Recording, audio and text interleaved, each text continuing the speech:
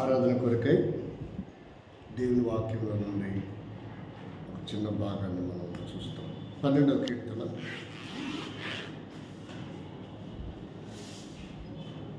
4వ వచనం, 5వ వచనం, 6వ వచనం.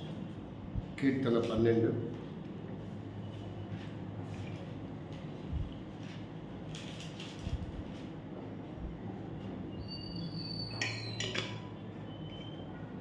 మా నాలుకల చేత మేము సాధించదము.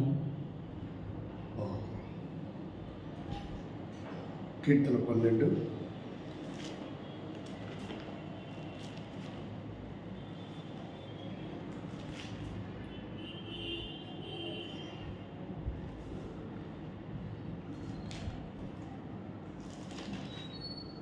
నాలుగు వచ్చిన, 5వ వచ్చిన, 6వ వచ్చిన. మా నాలుకల చేత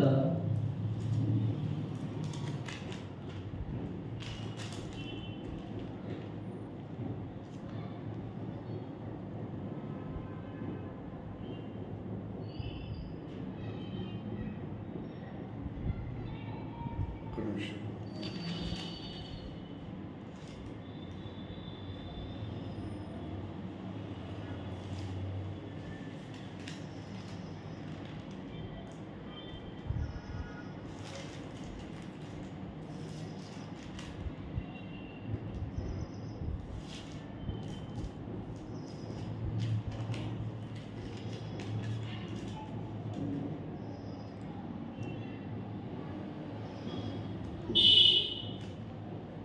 తొమ్మిదో కీర్తన 11వ వచనం. కీర్తన 9, 11, 12, 13వ వచనం. సియోను వాసి అయిన యెహోవాను కీర్తించుడి. సియోను వాసి అయిన యెహోవాను కీర్తించుడి. ఆయన క్రియలను ప్రజలలో ప్రచురం చేయుడి. ఆయన క్రియలను ప్రజలలో ప్రచురం చేయుడి. ఆయన రక్తాపరాధముల గురించి విచారణ చేయనప్పుడు ఆయన రక్తాపరాధముల గురించి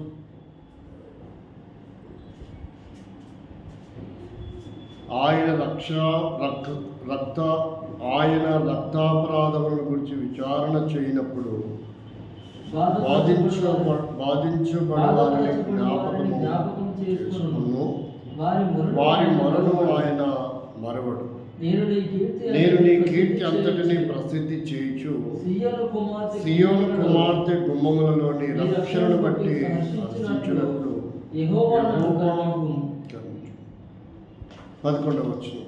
సియోను వాసి అయిన యెహోవాను కీర్తించుడి. సియోను వాసి అయిన యెహోవాను కీర్తించుడి. జీవగల తండ్రి, పరిశుద్ధమైన దేవానికి స్తోత్రములు. ఈ ప్రభుదినములో ఆరాధన కొరకై చేరి రాగలిగి కురిపించినందుకు కొరకు ధనములు. ప్రభా, నిన్నెట్లు మేము ఆరాధించాను, మాకు కావాల్సిన సంగతులను ప్రభా మేమేమై ఇంటిమో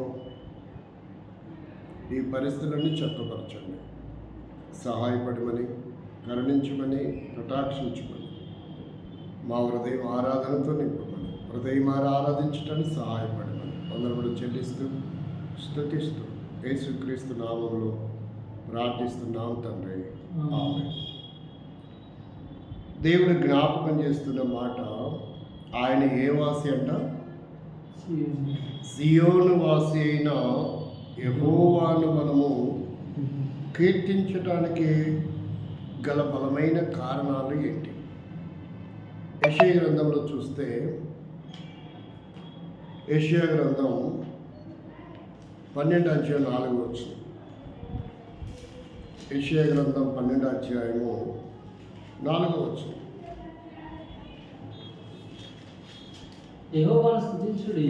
యెహోవాను స్తుతించుడి. ఆయన నామమును ప్రకటించుడి. ఆయన నామమును ప్రకటించుడి. జనములలో ఆయన క్రియలను ప్రచురం చేయుడి. జనములలో ఆయన క్రియలను ప్రచురము చేయుడి. ఆయన నామము ఘనమైనదని జ్ఞాపకము తెచ్చుకునుడి. యెహోవాను గూర్చి కీర్తన పాడుడి. ఆయన తన మహాత్యమును వెల్లడిపరచును. భూమి అంతటా ఇది తెలియబడును. సియోను వాసి ఉత్సాహ ధ్వని బిగ్గరగా చేయము. నీ మధ్యనున్న ఇశ్రాయేలు యొక్క నీ మధ్యనున్న ఇశ్రాయేలీయుల యొక్క దేవుడు పరిశుద్ధుడైన దేవుడు గనుడై ఉన్నాడు. అక్కడ ఏమై ఉన్నాడంటే సియోను వాసి అయినటువంటి దేవుడు. కీర్తన 9:11 ఏం చదివాము? సియోను వాసి అయిన దేవుడు. ఇక్కడ ఏమని రాయబడింది అంటే సియోను వాసి ఉత్సాహ ధ్వని బిగ్గరగా చేయము. ఎందుకని అంటే ఆయన నీ మధ్యన ఉన్నాడు. ఆయన నీ మధ్యలో ఉన్నాడు. ఆయన ఏమై ఉన్నాడంటే ఇక్కడ 2 విషయాలు రాయబడ్డాయి. ఒకటి పరిశుద్ధుడైన వాడు, రెండవది ఘనుడైన వాడు. మన మధ్యలో ఉన్న దేవుడు ఎలాంటి వాడంటే పరిశుద్ధుడైన దేవుడు, ఘనుడైనటువంటి దేవుడు. ఎలాంటి ఘనత కలిగిన వాడు? యెషయా గ్రంథం 57 అధ్యాయము 12వ వచనం 15 యెషయా గ్రంథం 57 మహాగణుడును మహోన్నతుడును పరిశుద్ధుడును నిత్య నివాసి అయినటువంటి దేవుడు. అంటే ఆయన ఏ దేవుడు అంట? మహాగణుడు, మహోన్నతుడు, పరిశుద్ధుడును. కాబట్టి నిత్యము నివాసి అయిన దేవుడు. తాత్కాలికమైన నివాసము ఎవరికి ఉంటుందంటే మనుషులకు ఉంటుంది. తాత్కాలికమైన నివాసం. కొన్ని పుణ్యక్షేత్రాలు ఉంటాయి. ఏమని ఉంటాయి వాటికి? ఫలాని వారి ఆలయం, ఫలాని వారి పుణ్యక్షేత్రం. అవి రూపాంతరం చెందే అవకాశాలు లేవు, కానీ ప్రాంతాలు మారే అవకాశాలు అయితే ఉంటాయి. ఒకవేళ మనకి ఇక్కడ బాపనకుంట ఉంది. ఏముంది?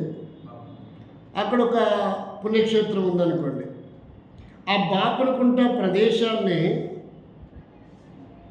నీళ్ళు ఎక్కువైపోయి మునిగిపోయింది అనుకో, ఇప్పుడు ఏం చేస్తారు? అక్కడున్నటువంటి ఇల్లు, అక్కడున్న పుణ్యక్షేత్రము ఇంకొక చోట ఎత్తైన భూభాగంలో అక్కడ ప్రజలకి ఇల్లు ఇచ్చి దాంతోపాటు ఏం చేసుకోమంటారు? మీ కొరకు ఇక్కడ ఒక ఆలయాన్ని కట్టుకోండి. ఏ ఆలయమైనా కొన్ని ప్రాంతాలలో స్థిరంగా ఉండదు. ఇది తెలంగాణలో ఉండదు, కానీ ఆంధ్రలో ఉంటాయి ఇలాంటివి. తెలంగాణలో ఉంటుందో లేదో నాకు తెలియదు, ఆంధ్రలో ఎక్కువ ఉంటాయి. ఒక ప్రాజెక్టు కట్టారనుకోండి, ఒక జలాశయము. శ్రీశైలము జలాశయము కట్టక పూర్వం ఉన్న ఊర్లన్నీ ఇప్పుడు శ్రీశైలము నీళ్ళలో ఉన్నాయి. కొన్ని ఆ గ్రామాలని ఎత్తి వేరే చోట కట్టారు. అది 70 తర్వాత కొన్ని గ్రామాలు కట్టబడ్డాయి. అంతకుముందు అక్కడ లేవు ఇళ్ళు. ప్రభుత్వమే ఆ ఇళ్ళకి, ఆ భూభాగము నీళ్ళలోకి వెళ్ళింది కనుక ఆ ఊర్లన్నీ, ఆ ఇళ్ళన్నీ ఎత్తి వేరే చోట స్థలాలు ఇచ్చి వాళ్ళ ఇల్లు కట్టుకోవడానికి కొంత సొమ్ము ఇచ్చి ఇప్పుడు వాళ్ళకి వాళ్ళతో పాటు వాళ్ళు ఆరాధించుకోవాల్సినవి కూడా వచ్చేస్తుంది. అంటే దేవుడు ఇలా కదిలే దేవుడు కాదు, స్థిర నివాసము కలిగిన దేవుడు అంట. ఆయన ఎవరు? నిత్య నివాసి అయిన దేవుడు. ఎక్కడ ఉండాలనుకుంటున్నాడు?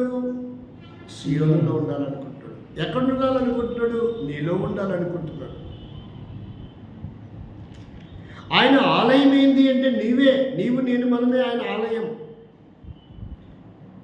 1 కొరింథీ పత్రిక 3వ అధ్యాయము 16వ వచనంలో చూస్తే ఆయన నివాసం ఉండే ఆలయం ఎక్కడ? ఆయన నివాస స్థానం ఎక్కడ? అలాంటి దేవుని మనం ఏమని ఆరాధిస్తాం? మీరు దేవుని ఆలయమై ఉన్నారనియు దేవుని ఆత్మ మీలో నివసించుచున్నాడని. అంటే ఏ ఆలయంలోనైనా ఏం చేస్తారంటే ఒక ప్రతిమ పెడతారు. పైన పెట్టావుగా,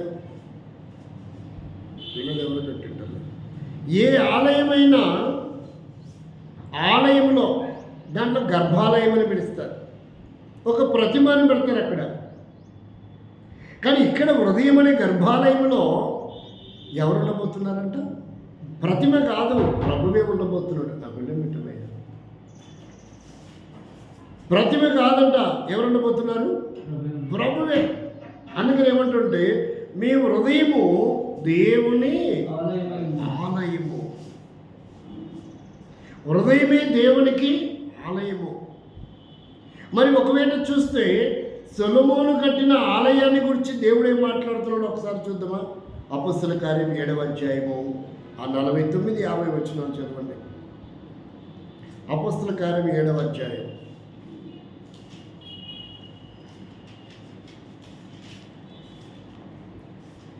ఆకాశము నా సింహాసనము, ఆకాశము నా సింహాసనము, భూమి నా పాదపీఠము, భూమి నా పాదపీఠము. మీరు నా కొరకు ఎలాంటి మందిరము మీరు నా కొరకు ఎలాంటి మందిరమును కట్టుదురు?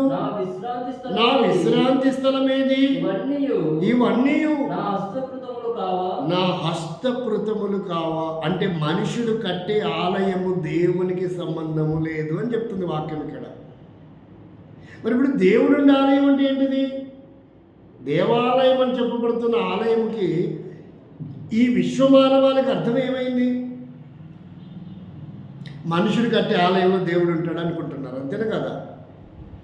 కానీ సత్యవేద గ్రంథం బైబిల్ జీవం గల దేవుడు ఏం చెప్తున్నంటే, మీరు కట్టిన ఆలయంలో కాదు నేను ఉండేది, నేను కట్టుకునే ఆలయంలో ఉంటాను అని చెప్తున్నాడు. ఆయన కట్టిన ఆలయం ఏది? ఆయన చెప్తున్నాడు, మీరు కట్టే ఆలయం ఎక్కడ? నన్ను ఎలా పెడతారు ఆ ఆలయంలో? ఎంత ఎత్తు కడతారు, ఎంత వెడల్పు కడతారు, నన్ను ఎలా కూర్చోబెడతారు అక్కడ? నా పాదపీఠమేమో భూమి అయితే, నా నడుము, నా సింహాసనము ఆకాశము. మరి నా పైభాగం అంతా ఎక్కడ కడతారు? మీరు ఎక్కడ కూర్చోబెడతారు? మీరు కట్టిన ఆలయం సరిపోతుందా? అందుకే మాట్లాడుతున్నాడు ఇక్కడ. అర్థమైందా? ఇలా వాక్యాన్ని అర్థం చేసుకోవాలా. భూమి పాదపీఠం ఏంది, ఆకాశం సింహాసనం ఏంది?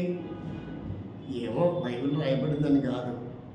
అప్పుడు మనం అర్థం చేసుకున్న ఆ మాటలు ఏంటంటే, ఇప్పుడు నేను కుర్చీలో కూర్చున్నా, ఇది సింహాసనం అనుకుందాం. కాలు కింద పెట్టా, ఇది భూమి అనుకుందాం. మరి ఈ పై భాగం ఎక్కడుంది? కాబట్టి ఈ పై భాగం అసలు ఎక్కడుందో మనకు తెలీదు. ఆకాశమైన సింహాసనం, అక్కడి నుంచి కాలు భూమి మీద పెట్టాడంట. మరి మనం కట్టే ఆలయం ఎన్నడేళ్ళు ఎత్తుంటుంది? అంటే దేవుడు మనం కట్టే ఆలయంలో ఉండడు. అందరు ఏమనుకుంటున్నారు? మనుషులు కట్టే ఆలయంలో దేవుడు ఉంటాలి అనుకుంటున్నారు. ఒకవేళ మీరు అలా అనుకుంటే దేవుడే చెప్పిన మాట విందాం, నేను చెప్పే మాట కాదు. దేవుడు చెప్పినది చూద్దామా? రాజుల గ్రంథం. నేను ఈ ఆలయంలో ఉండను అని చెప్పాడు. నేను ఈ ఆలయంలో ఉండను అని చెప్పిన మాట చూద్దాం. నా సముఖం నుండి దీన్ని నేను కొట్టివేస్తాను అని చెప్పిన మాట కూడా చూద్దాం. 19వ వచనం, రాజుల మొదటి గ్రంథం 7వ వచనం చదవండి డైరెక్ట్గా.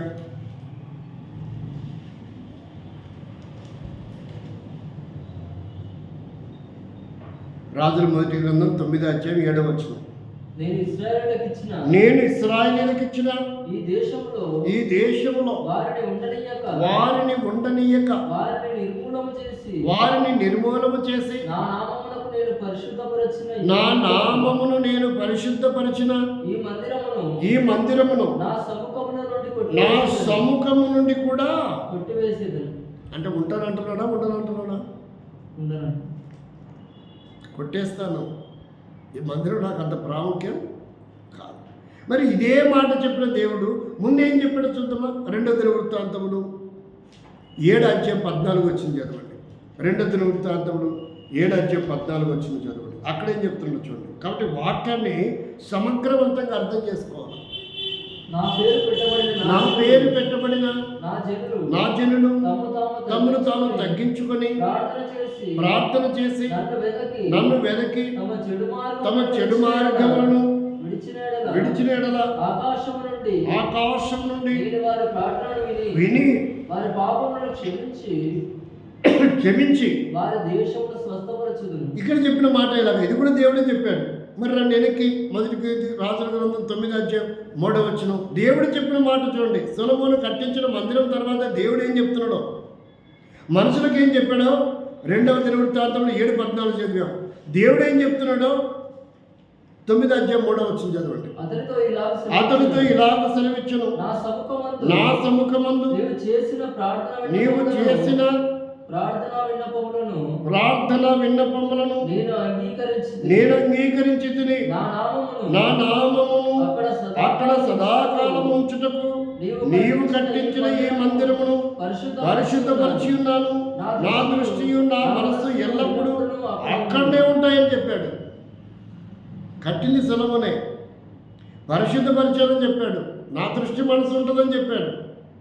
7వ వచ్చేవరకు నేను కొట్టేస్తా అన్నాడు. ఎందుకని? మీ అక్రమం చేస్తే కొట్టేస్తా అన్నాడు. అక్కడ నేను ఉండను అన్నాడు, నేను వెళ్ళిపోతాను అన్నాడు. చూడు, అది కూడా చెప్పాడు.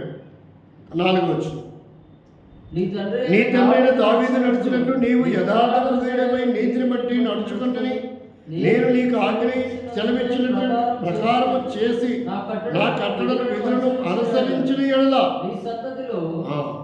ఒకడు ఇశ్రాయేలుల మీద సింహాసనాసీనుడై ఉండక మానడని నీ తండ్రి అయిన దావీదునకు నేను సెలవిచ్చినట్లు ఇశ్రాయేలుల మీద నీ సింహాసనమును చిరకాలమును స్థిరపరచుదును. అయితే అర్థమైందా?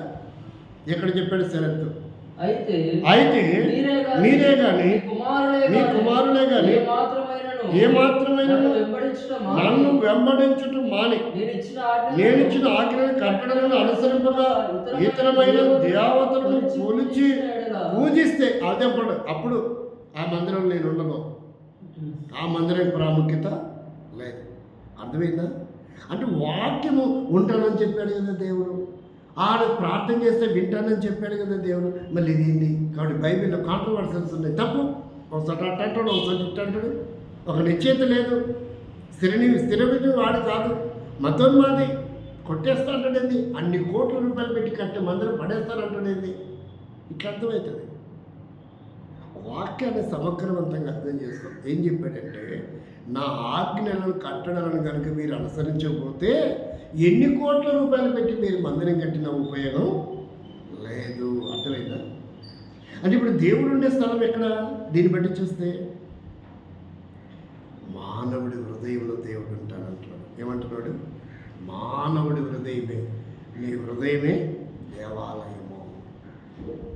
కాబట్టి సియోను వాసైన దేవుడు నీ మధ్యనున్నాడు గనుక ఉత్సవ గానముతో ఆయనను పరిశుద్ధుడు గనుక ఘనపరచాలా, కీర్తించాలా.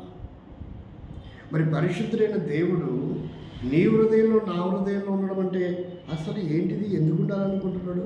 అది కూడా ఆలోచించాలి మనం. అసలు ఎందుకు ఉండాలనుకుంటున్నాడు? ఇందులేడు అందులేడని సందేహము గలదు, ఎందెందు వెతికినా అందంతే గలడు అనే పదాన్ని వాడతారు కదా. మరి అలాంటి దేవుడు ఎందుకు ఉండాలనుకుంటున్నాడు హృదయంలో? అలాంటి దేవుడు హృదయంలో ఉండాలనే ఆలోచన ఎందుకు వచ్చింది ఆయనకి? అందుకే చెప్తున్నాడు. ఆయన ఎవరని చెప్తున్నాడు? యెషయా 57:15 మహాగణుడు, మహోన్నతుడు, పరిశుద్ధుడు, ఆ గొప్ప దేవుడు ఎక్కడ ఉండాలనుకుంటున్నాడంట?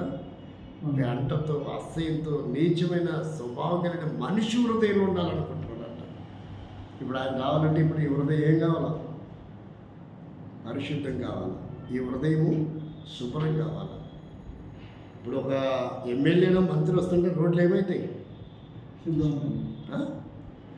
ఎట్టుంటాయి? గుంతలు ఉంటాయా? ఆఫ్టర్ ఆల్ అటు వచ్చిట్టు పోయే ఎమ్మెల్యే కోసం, మంత్రి కోసమే ఇంత అంగమారబాటాలు చేస్తే మరి దేవుడు వస్తున్నాడంటే హృదయంలోకి ఆ హృదయం ఎలా ఉండాలా? ఎలా ఉంటే వస్తాడు ఆయన? ఆకాశములు మహాకాశములు పట్టజాలన్నటువంటి దేవుడు తను ఎంతగా తగ్గించుకుంటున్నదంటే, ఫిలిప్పీ పత్రిక 2:5-6 ఎంత తగ్గించుకుంటున్నాడు అంటే నీ హృదయం యొక్క పరిమాణంలోనికి వస్తున్నాడంట. ఎంత తగ్గించుకుంటున్నాడు నీ కొరకు, నా కొరకు.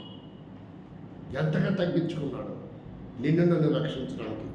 పాడైపోయి భ్రష్టుపడిన మన హృదయంలోకి రావడానికి, ఆ హృదయాన్ని పవిత్రపరచడానికి, ఆ హృదయంలో ఆయన ఆరాధనతో నింపడానికి, ఆ హృదయాన్ని ఆయన ఆలయంగా చేసుకోవడానికి, ఆయన ఆకాశం మహాకాశం పట్టజాలని పరిశుద్ధుడు నిత్య నివాసైన వాడు, దేవదూతల చేత కోటాను కోట్ల చేతుల చేత పొగడబడుతున్న దేవుడు, క్రీస్తునకు కలిగిన క్రీస్తు 6వ వచనం 7వ వచనం చదవండి.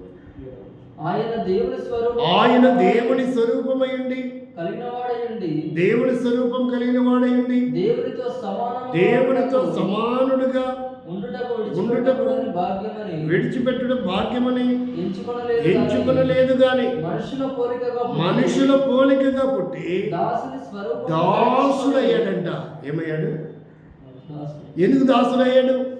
యోహాను సువార్త 8:34 పాపము చేసిన వాడు పాపమునకు దాసుడు కనుక యేసుక్రీస్తు కూడా ఆ పాప దాస్యము నుండి నిన్ను నన్ను విడిపించడానికి, ఆ హృదయంలో ఉన్న పాపం నుండి విముక్తిని చేయడానికి, ఆ హృదయాన్ని పరిశుద్ధపరచడానికి, ఆయనకు నివాసయోగ్యంగా చేసుకోవడానికి పరిశుద్ధుడైన దేవుడు, మహాదేవుడైన దేవుడు, మహోన్నతుడైన దేవుడు దీనుడిగా, దరిద్రుడిగా, దాసుడిగా ఈ లోకానికి వస్తూ వచ్చాడు. ఎవరి నిమిత్తం అంటే పాపముల చేత అపరాధముల చేత చచ్చిన నీ కొరకు, నా కొరకు, పాప దాస్యములో ఉన్న నా కొరకు ఆయన దాసుడుగా వచ్చాడు. ఎలా వచ్చాడంట? దాసుడిగా వచ్చాడు.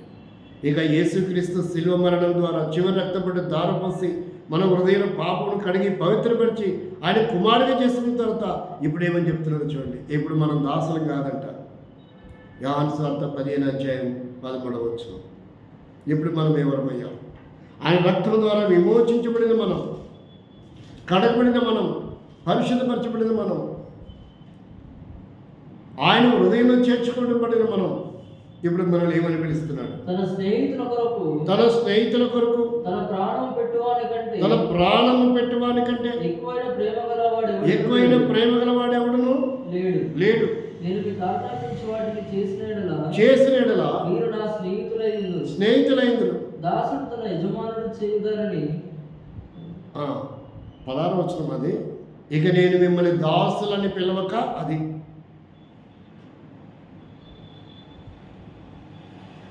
15వ మరి చదవండి. గనుక ఇక మిమ్మను దాసులని పిలవక స్నేహితులని పిలుస్తున్నాను. కాబట్టి ఒకప్పుడు పాపమునకు దాసులమైన మనల్ని పాప దాస్యములో నుండి విడిపించడానికి ఆయన దాసుడిగా, దీనుడిగా, దరిద్రుడిగా ఈ లోకానికి రావడమే కాదు, ఇప్పుడు ఆ శిలువ మరణం ద్వారా మనకు విమోచన విడుదల కలిగించడం తర్వాత ఇక మీద పాపమునకు మన మీద ఏం లేదంట, అధికారం లేదు.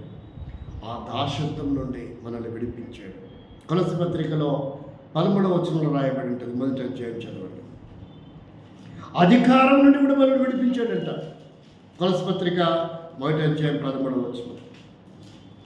ఫిలిప్పీ తర్వాత ముందు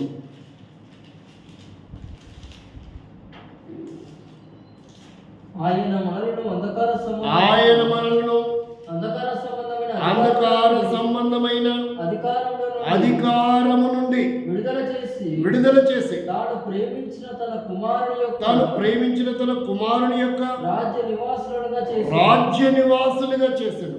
ఆ కుమారుని యందు మనకు విమోచనము అనగా పాప క్షమాపణ. కాబట్టి ఆ కుమారుడు ద్వారా మనకు విమోచన, పాప క్షమాపణ. ఇప్పుడు ఏం చేశాడు? దాసుల నుండి విడిపించి రాజ్య నివాసులమయ్యాం. ఇప్పుడు ఏమయ్యాం? ఆయన రాజ్య నివాసులమయ్యాం. ఇది రెండవది. మూడవది ఏమయ్యాము? ఒకటి దాస్యం నుండి స్నేహితులయ్యాము, రెండవది రాజ్య నివాసులం అయ్యాము, మూడవది ఏంటంటే 1 యోహాను 1 పేతురు పత్రిక 2వ అధ్యాయము 10వ వచనం. మూడవదిగా ఆయన మనల్ని పాపదాశం నుంచి విడిపించి ఆయన ఆలయంగా చేసుకోవడమే కాక ఇంకేం చేశాడు? మనం ఆయన ఆరాధించడానికి, ఆయన గణపరచడానికి కారణాలు ఏంటో చూస్తున్నాం. మూడవదిగా చూస్తే రాజులైన యాజక సమూహం. ఒకప్పుడు ప్రజగా ఉండక ఇప్పుడు దేవునికి ప్రజలమైతే ఒకప్పుడు కనికరింపబడక ఇప్పుడు కనికరింపబడుతుంది. ప్రియులారా 9వ వచనం. అయితే ఇప్పుడు ఆయన రాజ్యము నివాసులమయ్యాము. ఇక్కడ రాజులైన యాజక సమూహము. కాబట్టి ఆయనను మనం ఏం చేయాల? పాప దాస్యములో నుండి ఆయన రక్తం ద్వారా విమోచించిన తర్వాత పాపపు దాస్యం యొక్క అధికారం నుండి విడిపించాడు. రెండవది ఆయన రాజ్య నివాసులుగా చేసుకుంటూ వచ్చాడు. మూడవది ఏం చేశాడ? రాజులైన యాజక సమూహం. కాబట్టి అంత గొప్ప ఆధిక్యత ఇచ్చిన దేవుడు నీకు నాకు, ఆయన్ని మనం ఏం చేయాలా? హృదయమారా స్తుతించి ఆరాధించి గొప్ప ధన్యత ఇచ్చావు ప్రభా, ఉన్నతమైన స్థితి ఇచ్చావు, పాప దాస్యం నుండి విడిపించావు, ఎంత గొప్ప కార్యం చేశావు నా జీవితంలో. కాబట్టి నేను నిన్ను కెరాపులు శరాపులు నేను స్తుతించి ఆరాధించారు. మహోన్నతుడు పరిశుద్ధులను కనపరిచారు, గాన ప్రతిగానములు చేశారు. యెషయా గ్రంథం 6వ అధ్యాయం 3వ వచనం ప్రకారంగా చూస్తే ఏ పాపము లేనటువంటి పరలోక వైభవంతో కూడినటువంటి కెరాపు శరాపులు కోటాను కోట్ల దూతలు ఏం చేశారంట? ఆయన్ని స్తుతించి గనపరిచారంట. మరి ఇన్ని మేలు పొందిన మనము ఆయన స్తుతించకుండా ఉండొచ్చు? వారి కొరకే శిలువ మరణం చెందలేదు, వారి కొరకే పాప శరీర ఆకారానికి రాలేదు, వారి కొరకే కొరడా దెబ్బలు కొట్టించుకోలేదు, వారి కొరకే అవమానం పొందలేదు, పరలోకంలో ఉన్నటువంటి దూతల కోసం. కానీ వారు ఆయన ఏం చేస్తున్నారంట? ఆరాధిస్తున్నారు. 3వ వచనం. వారు సైన్యములకు అధిపతి యెహోవా పరిశుద్ధుడు పరిశుద్ధుడు పరిశుద్ధుడని సర్వలోకమైన మహిమతో నిండి ఉన్నదని గొప్ప స్వరముతో గాన ప్రతిగానములు చేస్తూ ఆయన స్తుతించి ఆరాధిస్తున్నారంట. మరి మనం ఆయన కొరకు శిలువ మరణం చెందలేదు. పరలోక వైభవంతో ఉన్న దేవుడు, వారు స్తుతించి ఆరాధిస్తున్నారు ఆయనను. నీకు నాకు పాప దాస్యములను విడిపించి స్నేహితుడిగా పిలిచి రాజును యాజక సమూహంగా చేసి రాజ్య నివాసులుగా చేసినప్పుడు ఎంత గొప్ప ఆధిక్యత మనకి ఇవ్వబడినప్పుడు మనం ఆయన్ని స్తుతించి ఆరాధించాలి. ప్రభువా, నా నిమిత్తమై నా నీచమైన స్వభావం జీవితాన్ని కూడా నీ హృదయంగా నీ ఆలయంగా చేసుకున్నావు. సొలొమోను కట్టించిన ఆలయం వద్దనుకున్నావు, హస్తకృత ఆలయంలో నివసించనున్నావు. నా హృదయంలోకి వచ్చావు, నీకు స్తోత్రం. నేను కూడా నిన్ను ఆరాధించాలి. సియోని వాసి అయిన నేను నిన్ను ఆరాధించడానికి ఒక తరుణం ఇచ్చావు ప్రభా. నా జీవితంలో చేసిన మేలుని బట్టి ఏమిచ్చి నేను రుణం తీర్చగలనని, నా స్తుతి ఆరాధన శ్రావంలో కల్పిస్తున్నానని హృదయమాన మనం ప్రభుని ఆరాధిద్దాం. మా గురించి